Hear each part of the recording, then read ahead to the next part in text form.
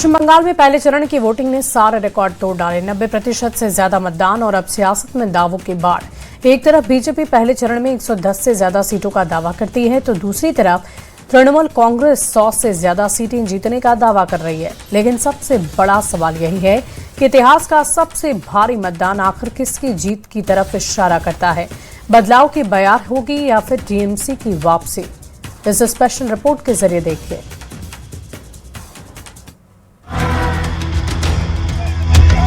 ₹152 सीटों में से 110 से ज्यादा सीटें भारतीय जनता पार्टी जीतने जा रही है। बोलता है इलेक्शन के बाद में सबको झुला देंगे, हम बोलता है तुमको चुला देंगे, तुम खाना बनाओ।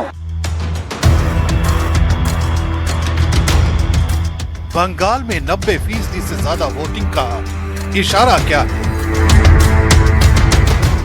ममता के मजबूत किले में क्या सेंध लग चुकी है? बंगाल की राजनीति का सबसे बड़ा घमासान, विजयी होगी बीजेपी या टीएमसी फिर थामेगी कमान?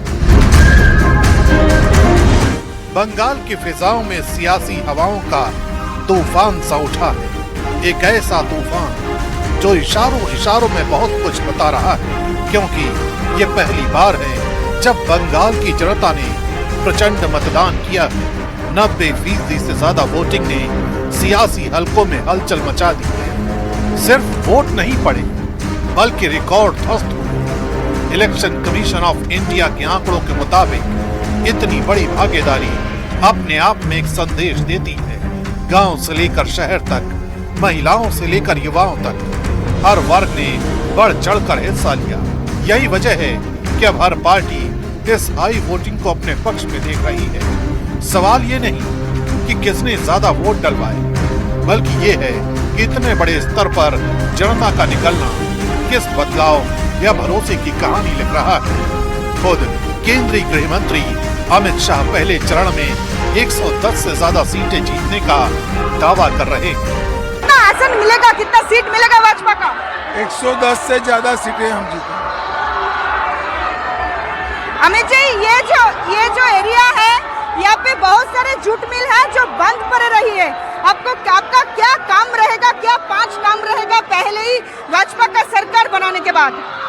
कई सारे काम है, मगर जहाँ पर जूट मिल का सवाल है, हम इनको मॉडर्नाइज भी करेंगे, आर्थिक सहायता भी देंगे और इसको चालू भी करेंगे। अमित जी, तृणमूल सरकार बोल रही है कि आप लोगों के साथ बंगाल का कोई स्पर्श नहीं है, बंगाल को नहीं जानते हैं आप। तृणमूल कांग्रेस के बारे में, ये बात के बारे में आपका पूछ चलिए अब 5 तारीख को मालूम पड़ जाएगा। बीजेपी इस भारी मतदान को साफ तौर पर बदलाव की आंधी बता रही है। पार्टी का दावा है कि जब वोटिंग इतनी ज्यादा होती है तो इसका मतलब होता है कि जनता बदलाव चाहती है। बीजेपी के लिए ये चुनाव सिर्फ सत्ता में आने का नहीं, बल्कि बंगाल में अपनी राजनीतिक जड़ें मजबूत करने का मौका है। यही वजह है कि पहले चरण के वोटिंग पैटर्न ने बीजेपी को और आक्रामक बना दिया है। सबसे बड़ी बात ये कि जिस बंगाल में बिना हिंसा के चुनाव कराना चुनौती हुआ करता था, वहां शांतिपूर्ण तरीके से लंबी लंबी कतारों में लगकर मतदान किया गया, जिसका जिक्र अमित शाह ने अपने अंदाज में किया। मैं गुंडों को कहना चाहता हूं, 29 तारीख को घर के बाहर मत निकलना।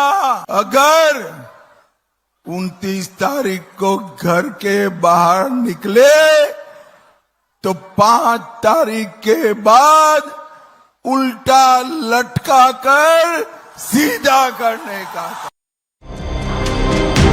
दूसरी तरफ टीएमसी इस रिकॉर्ड मतदान को अपने पक्ष में जाती हवा बता रही है। ममता बनर्जी का साफ कहना है कि ज्यादा वोटिंग का मतलब है कि उनका कोर वोटर पूरी ताकत से बाहर निकला है। इसलिए पहले ही चरण के मतदान में पार्टी सैकड़ा पार कर चुकी है। पार्टी ये भी कह रही है कि बीजेपी के खिलाफ जो नाराजगी है वो इस बार वोट में बदल चुकी है। आने वाला चुनाव का रिजल्ट क्या होगा वो काल हो गया।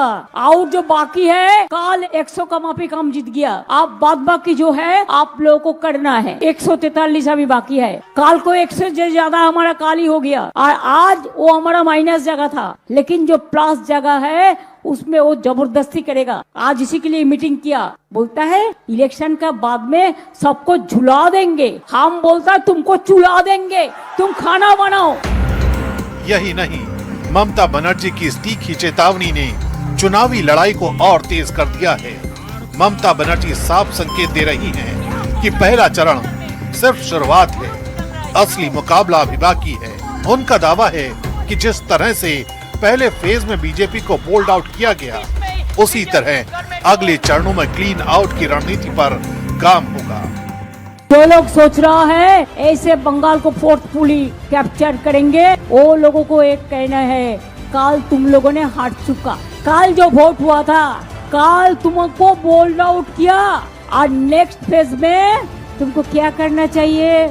बोलता है क्लीन आउट, बंगाल से आउट, इसका बाद दिल्ली से आउट। टीएमसी अब अपने कैडर को और ज्यादा एक्टिव कर रही है ताकि हर बूथ पर पकड़ मजबूत रहे।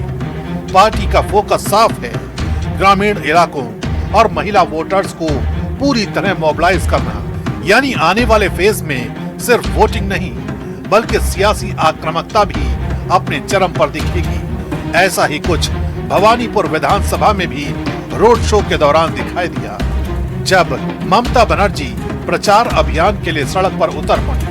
बनर्जी इस वक्त अपने विधानसभा क्षेत्र भवानीपुर में रोड शो के जरिए अपनी ताकत का प्रदर्शन कर रहे हैं। इस वक्त तस्वीरों में देखिए ममता बनर्जी को किसी ने मां काली की प्रतिमा भेंट की थी, हाथ जोड़ करके अभिवादन कर रही ममता बनर्जी। और भवानीपुर कड़ी चुनौती है शुवेंदु अधिकारी की इस बार, क्योंकि नंदीग्राम में शुवेंदु अधिकारी ने एक बार ममता बनर्जी को मात दे दी है। अब ममता बनर्जी के सामने भवानीपुर भी पहुंच गए हैं शुवेंदु अधिकारी। देखिए हाथ हिला करके ममता बनर्जी जो दूसरी तरफ बिल्डिंग है वहां से जो लोग उनका अभिवादन कर रहे हैं उनको जवाब दे रही हैं। तो यहाँ पर भवानीपुर की सड़कों पर ममता बनर्जी के सामने कड़ी चुनौती। देखिए एक बूढ़ी महिला थी, वो ममता बनर्जी उनके पास पहुंची, दोनों हाथ उठा करके अभिवादन करते हुए। इसी तरह से रोड शो में ममता बनर्जी पूरा ये जो पदयात्रा है उसको पूरा कर रही हैं। इतिहास गवाह है कि हर बार ज्यादा वोटिंग का मतलब सत्ता परिवर्तन नहीं होता। कई बार हाई टर्नआउट सत्ताधारी पार्टी के मजबूत संगठन और वोट बैंक को भी दिखाता है। पश्चिम बंगाल में भी यही कंफ्यूजन बना हुआ है। क्या ये वोटिंग बदलाव की लहर है या फिर मौजूदा सरकार के समर्थन में एकजुटता? এরা বলেছিল বাংলায় নাকি ভোট কেটে এরা ক্ষমতায় আসবে। কালকে প্রথম দফার ভোট হয়ে গেছে। আমি রাজনৈতিক ভবিষ্যৎবাণী করি না, কিন্তু যখন করি মেলে। আমি আপনাদের বলে দিয়ে যাচ্ছি তৃণমূল কংগ্রেস কাল সেঞ্চুরি পার করে দিয়েছে। इस बार की वोटिंग में एक और दिलचस्प पहलू है युवा वोटर्स की भागीदारी। पहली बार वोट डालने वालों की संख्या भले कम प्रतिशत में हो, लेकिन उनका उत्साह काफी ज्यादा देखा गया। सोशल मीडिया से लेकर ग्राउंड कैंपेन तक हर जगह युवाओं की मौजूदगी ने चुनाव को नई ऊर्जा दी है। यही युवा वोटर किसी भी चुनाव का गेम चेंजर साबित हो सकता है। अगर ये वर्ग किसी एक दिशा में गया तो सारे समीकरण बदल सकते हैं, लेकिन अभी ये साफ नहीं है कि ये ऊर्जा किस पार्टी के खाते में जाएगी। फिलहाल बीजेपी और टीएमसी दोनों ही अपनी अपनी जीत के दावे कर रहे हैं, लेकिन सच्चाई ईवीएम में कैद है और दूसरा फेज बाकी है। जब नतीजे आएंगे तब साफ होगा कि रिकॉर्ड मतदान किसके लिए उत्सव बना और किसके लिए चेतावनी। फिलहाल बंगाल में सिर्फ एक ही बात तय है, लड़ाई बेहद कांटे की है।